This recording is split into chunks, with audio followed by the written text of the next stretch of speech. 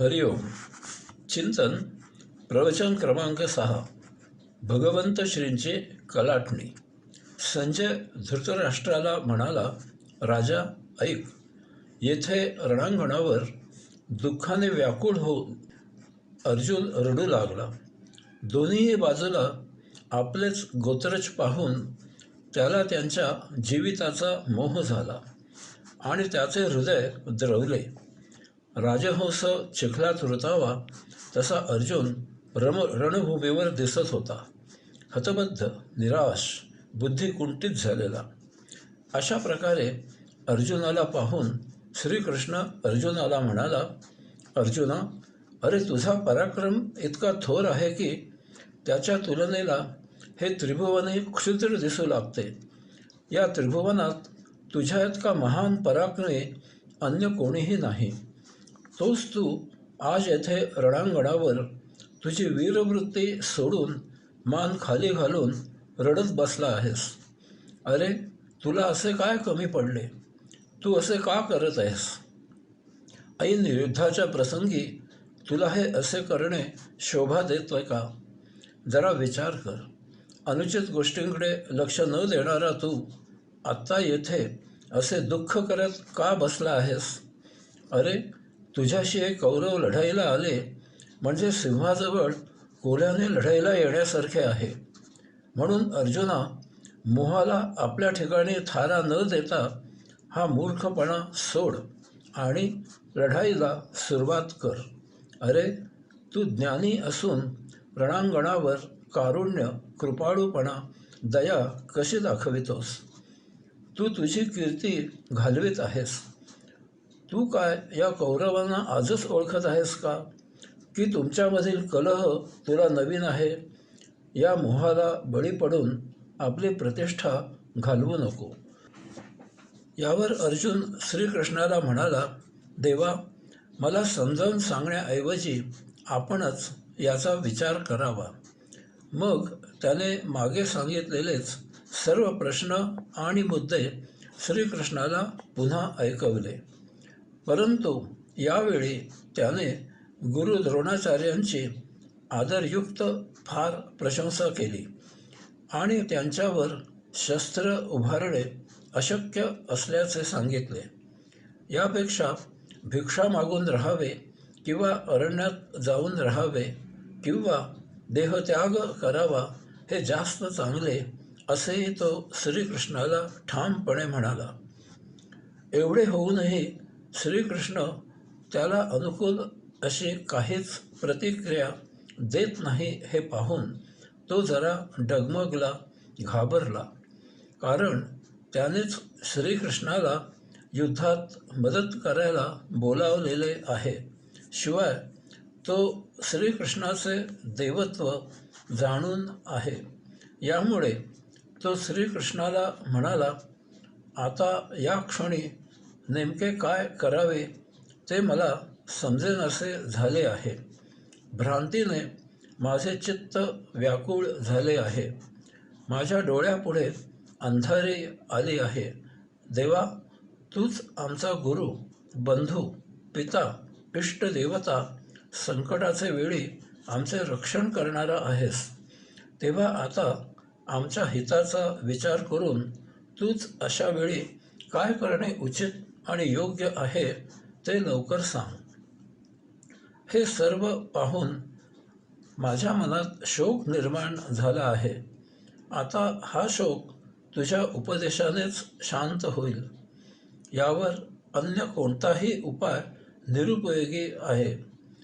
यावेळी मला इंद्रपद मिळाले तरी नको. अशा वेळी केवळ तुझ्याच परमामृताचा उपयोग होईल. परंतु मी तुला ठामपणे सांगतो की सांप्रत हे युद्ध मी करणार नाही.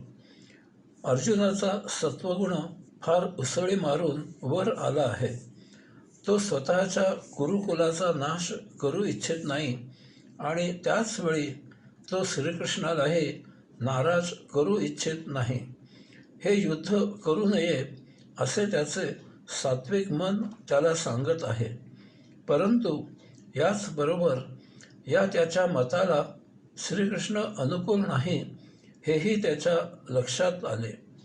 तेव्हा आता श्रीकृष्ण काय उपदेश करतो ते ऐकण्यासाठी तो शांतपणे वाट पाहत बसला. संजय धृतराष्ट्राला म्हणाला, राजा, अर्जुनाची ही शोकाकुल अवस्था पाहून श्रीकृष्णाला मोठे नवल वाटले. म्हणून एक काही ठाम निश्चय करून श्रीकृष्ण अर्जुनाला आता उपदेश करू लागणार आहे.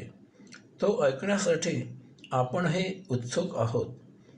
श्रीकृष्णाने अर्जुनाचे हे पूर्वी कधीही न पाहिलेले रूप पाहिले. त्याने आतापर्यंत अनेक लढाया केल्या आहेत आणि त्या सर्व जिंकल्या आहेत.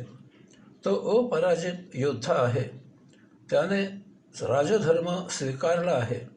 यामुळे युद्ध करणे हा त्याचा धर्म आहे आणि हा त्याचा धर्म तो कधीही सोडू शकत नाही. श्रीकृष्ण पक्के ओळखून आहे की हा जर अरण्यात गेला तरी त्याची क्षात्र वृत्ती स्वस्थ बसू शकणार नाही.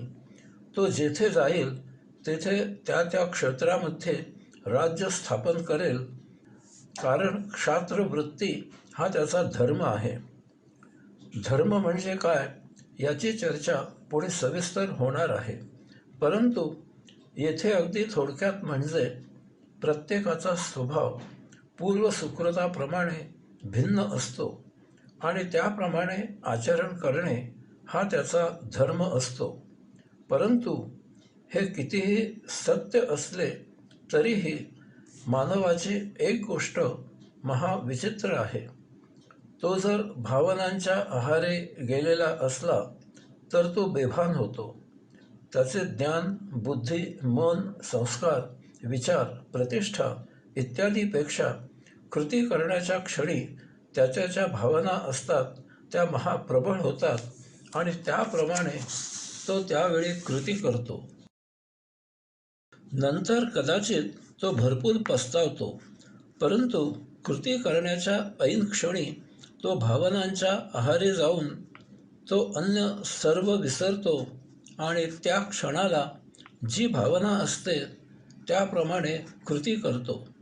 अशावेळी त्याचे ज्ञान, बुद्धी, मन, संस्कार, विचार, प्रतिष्ठा इत्यादीपेक्षा त्याच्या भावना श्रेष्ठ ठरतात. त्याचा ताबा त्या भावना घेतात आणि त्याच्याकडून अन्य सर्व गुंडाळून ठेवले जाते. याचप्रमाणे लढाई न करण्यासंबंधी अर्जुनाने जे प्रश्न उपस्थित केले आहेत, त्याने जे मुद्दे मांडले आहेत ते सर्व भौतिक आयुष्याशी निगडीत आहेत आणि त्यांची उत्तरे भौतिक असून ती सर्व अर्जुनाच्या म्हणण्याला दुजोरा देणारी आहेत. श्रीकृष्णाकडे या प्रश्नांचा खोडून काढण्यासाठी भौतिकात काहीही मार्ग नाही. बाप पोटच्या मुलीवर जर शारीरिक अत्याचार करत असेल तर त्याला फाशी देण्याशिवाय अन्य काही शिक्षा असूच शकत नाही. परंतु भौतिक म्हणते फाशीची शिक्षा रद्द करा. यासाठी ते जी कारणे देतात ती भौतिकातच शोभून दिसतात. यामुळे काळ सोकावतो हे कोणी लक्षात घेत नाहीत. अरण्यामधून राजमहाली आल्यापासून पांडवांना ठार करण्याचे अनेक उद्योग कौरवांनी केले आणि त्यांना धृतराष्ट्राने साथ दिली. फार नाईलाज झाला म्हणून पांडवांना त्यांच्या वाटणीचे राज्य त्यांना दिले. परंतु कपटाने द्यूतात हरवून त्यांना देशोधडीला लावण्यात आले. द्रौपदीचे वस्त्र हरण करण्याचा प्रयत्न केला. त्यांना वनवासात पाठविण्यात आले. तेथेही त्यांना छळण्यात आले. सर्व अटी पाळून वनवास संपवून आल्यावरही त्यांना त्यांचे राज्य परत देण्यासाठी साफ नकार देण्यात आला. मग आता अशा या आतंकवादींना ठार मारायचे, नाहीतर काय त्यांची आरती ओवाळायची? परंतु भावनाविवश झालेल्या अर्जुनाला हे सर्व पटवून सांगणे महाकठीण झाले आहे. तो भावनांच्या आहारी गेला आहे. त्याला थातूरमातूर सांगून या क्षणी तो काहीही ऐकण्याच्या मनस्थितीत नाही. आपण स्वतः नारायण आणि अर्जुन नर असे येथे अवतारित झालो आहोत. त्यामागे काही निश्चित हेतू आहे. याचा विसर अर्जुनाला नरदेही झाला आहे. यामुळे अवतार कार्य करण्यामध्ये अडचण आली आहे. ही श्रीकृष्णाची समस्या आहे. श्रीकृष्णाने स्वतः जन्मतःच अवतार कार्याला सुरुवात केली. पुढे गोकुळ सोडून कंसवधाने सुरुवात करून अनेक राक्षस ठार करून योग्य त्या व्यक्तीचे स्वाधीन त्यांचे राज्य त्याने दिले. परंतु आता हे काम एक सामान्य मानव करू शकतो हे जनसामान्यांच्या गळी उतरावे. येथून पुढे राक्षसांपुढे शरण न जाता हे कार्य सामान्य जनतेने करावे हे जनतेला कळावे. यासाठी त्याला अर्जुनाची मदत हवी आहे. आता हे अंतिम कार्य नर अवतारामधील अर्जुनाकडून करवून घ्यायचे आहे. यासाठी आपण भावार्थ दीपिकेमध्ये जागोजागी पाहाल की श्रीकृष्ण वरवर अर्जुनाच्या अर्ध्या वचनात वागत आहे. त्यानेच सांगितले की अर्जुना, तू आणि मी असे काही निराळे नाही, आपण एकच आहोत. परंतु हा तिढा आता सुटावा कसा?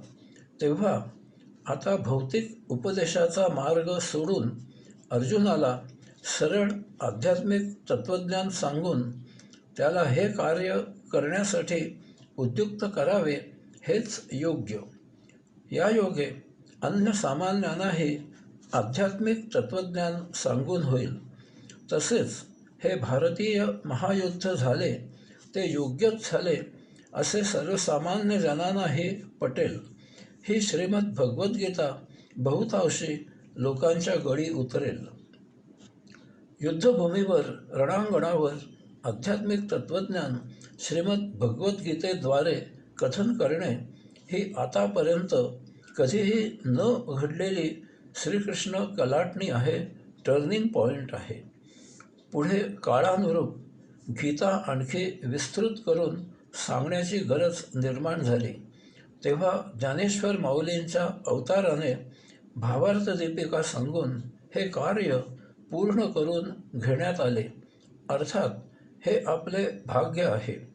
या योगे भावार्थ दीपिका हा मानवासाठी एक जगमान्य असा ग्रंथ निर्माण झाला.